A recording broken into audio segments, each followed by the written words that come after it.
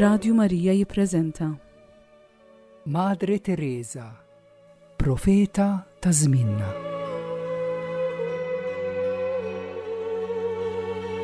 Programm dwar l-ispiritwalità ta' Madre Teresa ta' Kalkutta.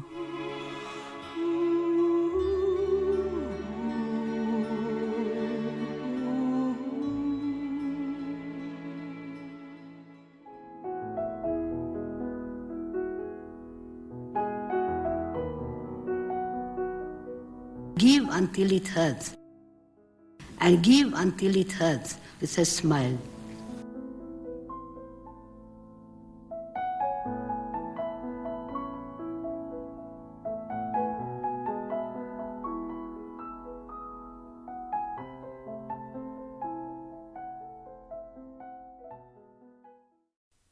Jiena Dr. Andrew nistiednek għal l-10 programm mis-sensiela Madre Teresa, profeta ta' żminna. Meta wieħed kien jiltaqa' u jaħdem mill-qrib ma' Madre Teresa, ħafna drabi l-aktar ħaġa li kienet tolqtu kienet tkun il-ħlewwa u t-tenerezza ta' din il-mara, rebbieħa tal-Premju Nobel għall-Paċi. Hekk ġralu il-ġurnalista famuż Ingliż Malcolm Muggeridge. Kien permezz ta' dan il-ġurnalista Malcolm Muggeridge li Madre Teresa kisbet għarfien mondjali għal-ħidma tagħha mal-ifqar fost il-fqar. Iltaqa' l-ewwel darba magħha fl-1967 meta kien għamel intervista għall-BBC. Din l-intervista tant saret popolari li sena wara Muggeridge ħa l-ekwipaġġ tiegħu f'Kalkata fejn għamel id-dokumentarju Something Beautiful for God. Dan id-dokumentarju kien jitkellem fuq ix-xogħol li l-madre kienet qed tagħmel mal-ifqar fost il-fqar ta' dik il-belt. Iż-żmien li għadda ma' Madre Teresa biddel ħajjet Muggeridge. Spiċċa biex snin wara reġa' lura fi ħdan il-missier billi ħaddan it-twemmin nisrani. U kif jammetti hu stess, dan kollu seħħ l-aktar minħabba l-influwenza li kellha fuqu u fuq ħajtu Madre Teresa.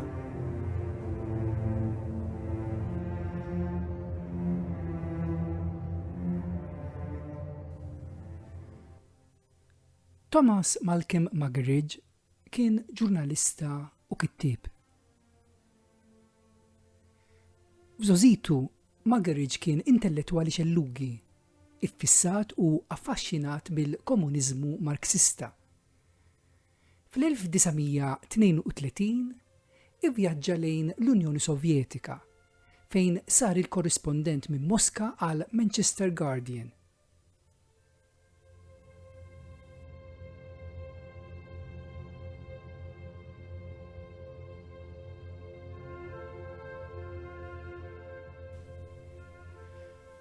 Muggeridge eventwalment fetaħ għajnejh u rax kien il-komuniżmu verament meta vjaġġa l-Ukrajna mingħajr permess ta' l-awtoritajiet Sovjetiċi u hemm investiga rapporti terribbli tal-ġuħ li l-poplu Ukren kien qed iġarrab.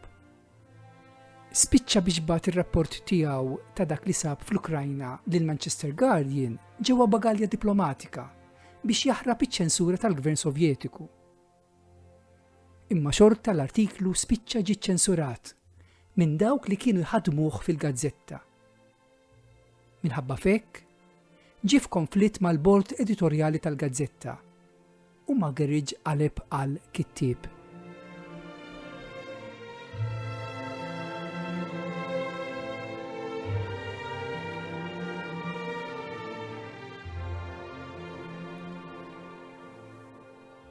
Kien Malcolm Muggeridge li ġibet l-attenzjoni tad-dinja fuq Madre Teresa. Fl-1967, Muggeridge għamel intervista ta' nofsija ma' Madre Teresa. Fl-1967, Muggeridge għamel intervista ta' nofsija ma' Madre Teresa għat-televiżjoni tal-BBC. Fl-opinjoni ta' Muggeridge, kemm il-filming kif ukoll l-istess intervista ma kienu xejn ta' barra minn hawn. Fil-fatt, lanqas biss kien żgur jekk il-BBC kienx ser ixxandar l-intervista.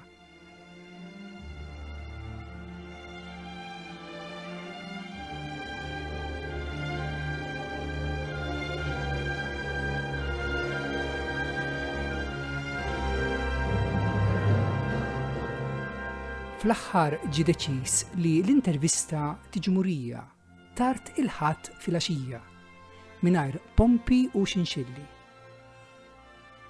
Imma ir-rispons tal-udjenza kien xokkanti.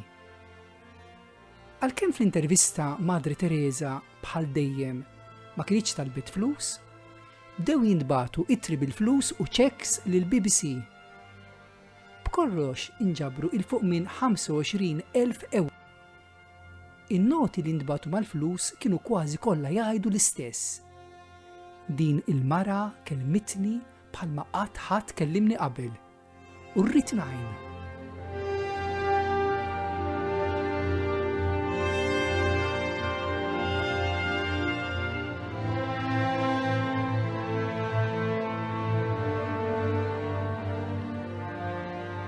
Sena wara, Muggeridge mar Kalkata biex jagħmel dokumentarju fuq ix-xogħol li kienet qed twettaq Madre Teresa u s-sorijiet tagħha, il-Missjonarji tal-Karità.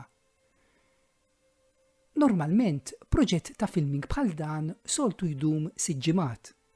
Imma Madre Teresa saħqet li kienet lesta tagħti permess għal filming għal mhux aktar minn 5 ijiem biex bekk ma jkunx hemm xkiel għal ħidma tagħha mal-fqar.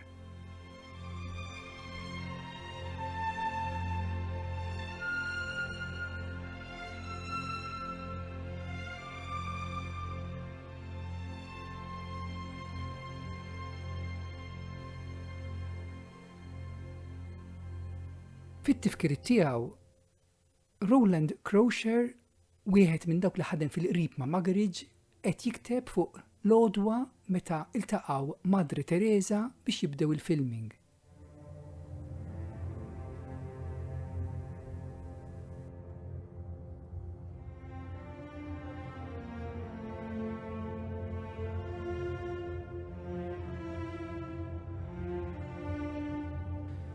Fil-jum meta ltaqgħu Muggeridge u Madre Teresa, għodwa li kellha tbiddlu għal kumplament ta' ħajtu, il-madre kienet qed taħdem fit-toroq mal-morda u l-fqar.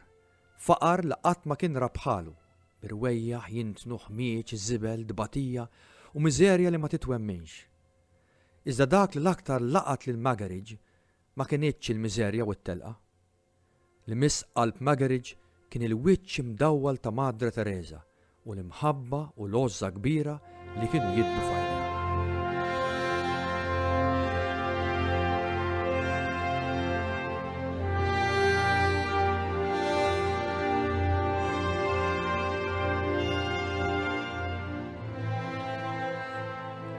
Niftakar li beda l-intervista billi saqsija, Madre, dan tamlu kuljum? Iva, jiġbed, is-sejħa tiegħi u l-mod kif jien naqdi u nħobb li l-mallem tiegħi. Madre, kemm ilek tagħmlu dan ix-xogħol? Xhur? Xhur? Qalet Madre Teresa, mhux xhur, imma snin, bejn wieħed u ieħor 18-il sena. 18-il sena? Staġeb Muggeridge. Ilek taħdem hawnhekk ġewwa dawn it-toroq għal 18-il sena? Iva, wieġbed mod sempliċi imma ferriħi. U l-privileġġ tiegħi li nkun hawnhekk, dawn huma n-nies tiegħi. Dawn huma dawk li l-mallem tiegħi tani biex inħobb. Qatt tkun għajjiena, qatt ħossok li tixtieq li tieqaf u tħalli lil xi ħadd ieħor jagħmel ix-xogħol tiegħek fuq kollox, int qed tikber fl-età. U le, wieġbed, hawnhekk iridni li mallem u hawnhekk ser insib il-ferħ, inħossni żagħżugħ hawnhekk. Li mallem Ġesu u tant tajjeb miegħi, kemm jiena privileġġjata li nservih.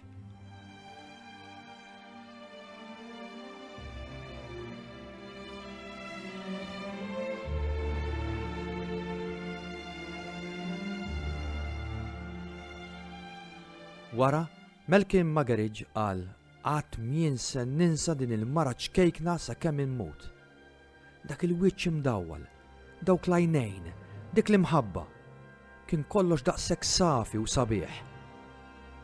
Qatt ma jinsa ninsiha. Ħassejtni qiegħed fil-preżenza ta' anġlu, bidlit li ħajti. Minn dakinhar ma bqajtx l-istess persuna. Dak li ħassejt u l-bidla li ġabet fija ma nistax niddiskrivi.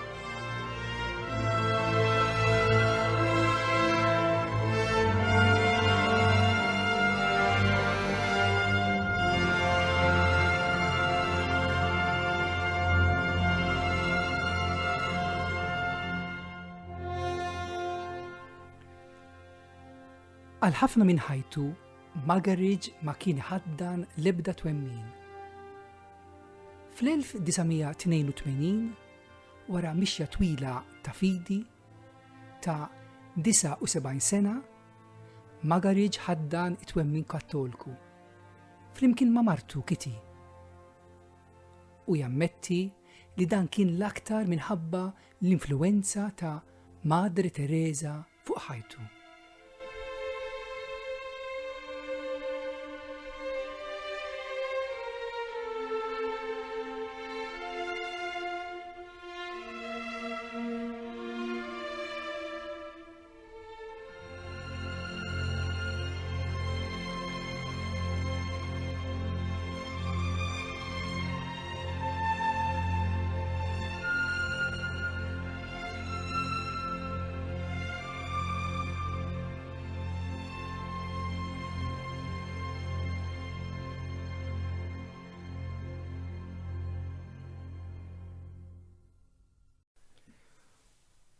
Kull min kien jiltaqa' ma' din is-suru qaddisa Madre Teresa kien jinduna bl-ispirtu ferriħi li kellha u kemm kienet taf tieħu l-ħajja bit-bissima. Din is-silta li ġejja huwa mument minn dan fejn iva Madre Teresa tieħu l-ħajja b'sens ta' umorizmu ukoll iva bit-bissima.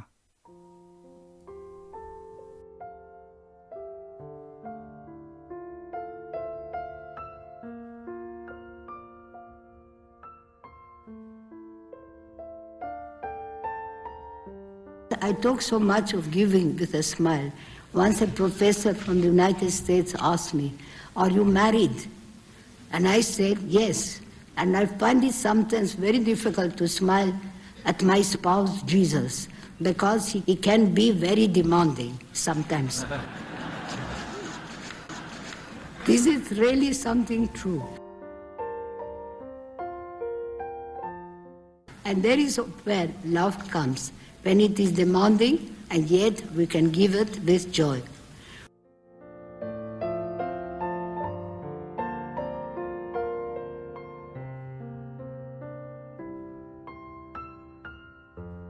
One of the most demanding things for me is traveling everywhere and with publicity. I have said to Jesus that if I don't go to heaven for anything else, I will be going to heaven for all the traveling, with all the publicity, because it has purified me and sacrificed me and made me really ready to go home to God.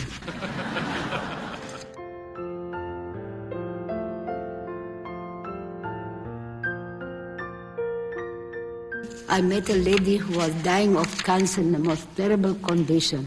And I told her, I said, you know, this terrible pain is only the kiss of Jesus, a sign that you have come so close to Jesus on the cross, that he can kiss you. And she joined her hands together and said, Mother Teresa, please tell Jesus to stop kissing me.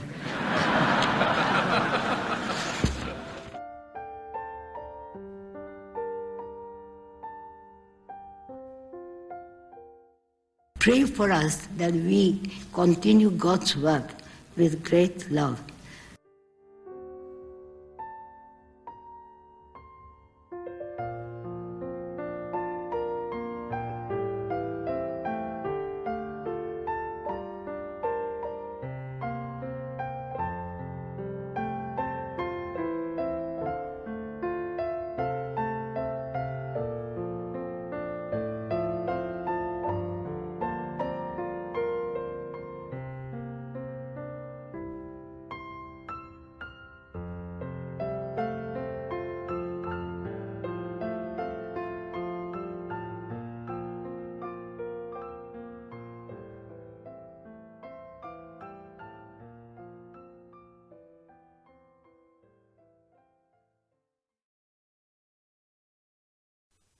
Madre Teresa kienet tisħaq li l-imħabba tibda b'dawk li hemm qrib tiegħek, id-dar.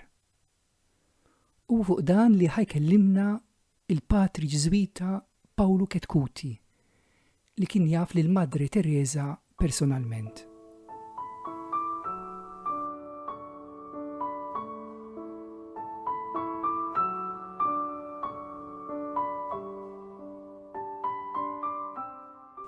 Ħadd ma jikkura folla kienet tgħid.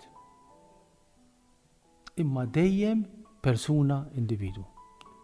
L-imħabba tkun personalizzata u mhux ġeneralizzata. Infatti ir-realtà x'inhi? Lejn noħobb il kulħadd fader, imma mbagħad għandha nkwiet mal-kunjatu. Jew ma' żewġa, jew mal-mara tiegħu. Il-problema l-mara tiegħu, jew it-tifel tiegħu, jew seħbu fuq ix-xogħol. Iħobb il-kulħadd. Imma il-problema hija biex inħobbu dak il-wieħed.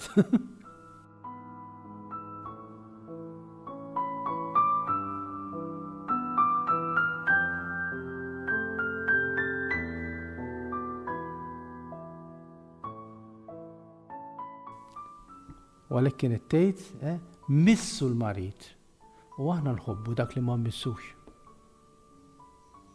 Għax dak li mmissu se jkun ta' konvenjenza. Min mismana se joħol inna konvenjenza. Allura nippruvaw inħobbu bir-remote control bħal ma nagħmlu t-television u l-computers.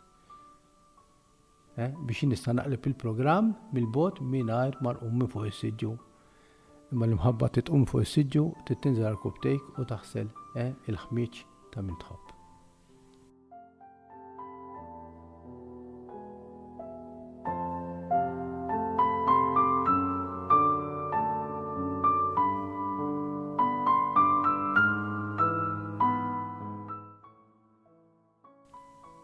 Ġifieri din l-individwu u mhux il-folla.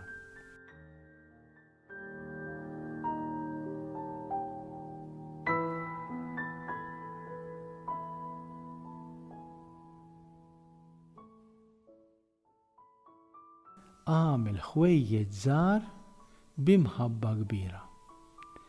Il-kobor mhux li jiena fejjaqt mit-truħ, imma li jiena għaddejt lejl, ġimgħa, sena, snin mat-tifel tiegħi li huwa b'diżabilità u ma ċċaqlaqx meħdejh.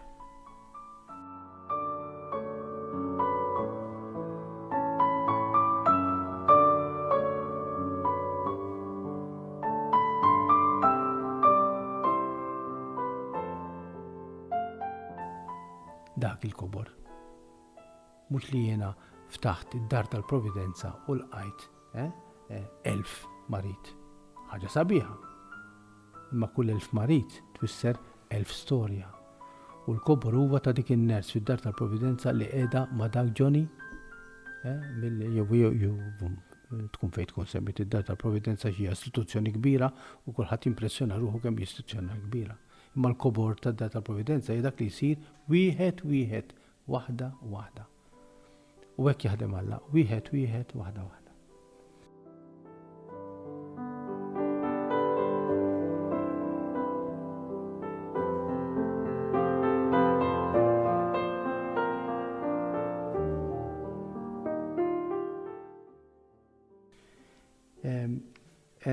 Illi klimi mhux tiegħi bħalma xejn mu tiegħi.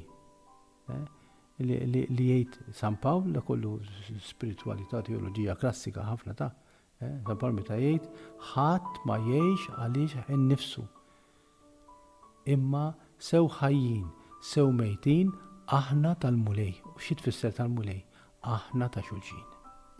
Aħna tal-imħabba. Mela mhux jiena għandix interessi għalija jew jiena di tiegħi. Quddiem Alla m'hemmx private property. Għax l-uniku private property li għandna hija l-imħabba li rċevejna minn Alla. Dik Alla jħobbna b'mod personali lilek għax intent u lili għax jien. Imma mhux tiegħi dik, mhux nippossediha mbagħad. Irrid naqsamha u għallu meta nagħtiha u mbagħad tkun tiegħi. Dik hija l-loġika u l-viżjoni tagħna.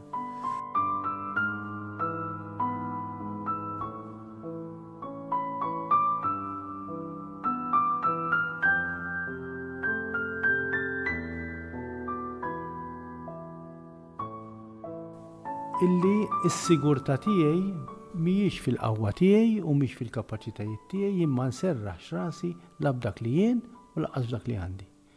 Imma nserraħ rasi biss li jien maħbub minn Alla. Dik biss. U l-imħabba t'Alla se tkun dik ir-realtà li se tmexxini minn kwalunkwe maltemp u minn kwalunkwe tempesta u minn kwalunkwe brazzi u minn kwalunkwe xorti tajba u minn kwalunkwe xorti ħażina. Imbierek dak illi kapaċi ikollu din ir-rabta ma' din l-imħabba ta' Alla b'mod illi qatt ma jitlef il-paċi tkun xi tkun iċ-ċirkustanza. Għalhekk l-sigurtà u din Madre Teresa hekk kienet.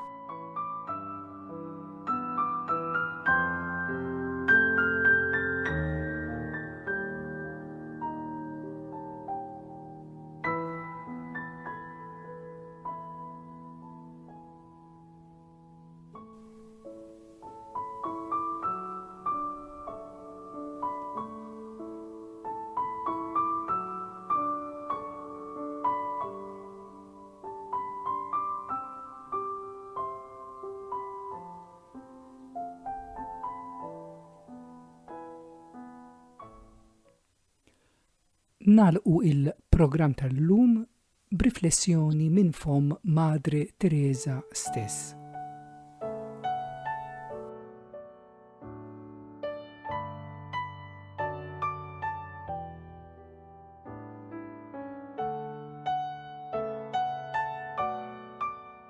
I was surprised in the West to see so many young boys and girls given to drugs. And I tried to find out why. Why is it like that? When those in the West have so many more things than those in the East.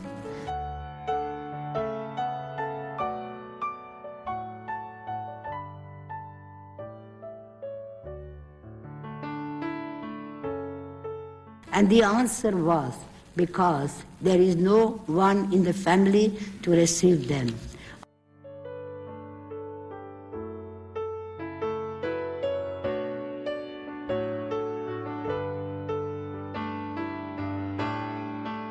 Our children depend on us for everything, their health, their nutrition, their security, their coming to know and love God. For all of this, they look to us with trust, hope and expectation.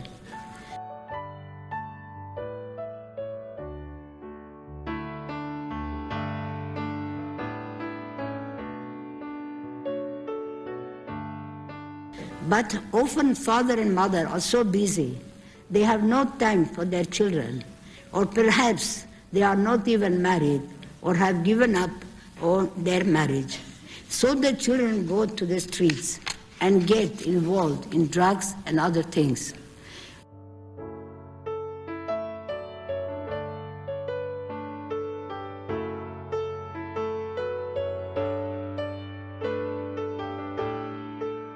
We are talking of love of the child, which is where love and peace must begin, there in our own family.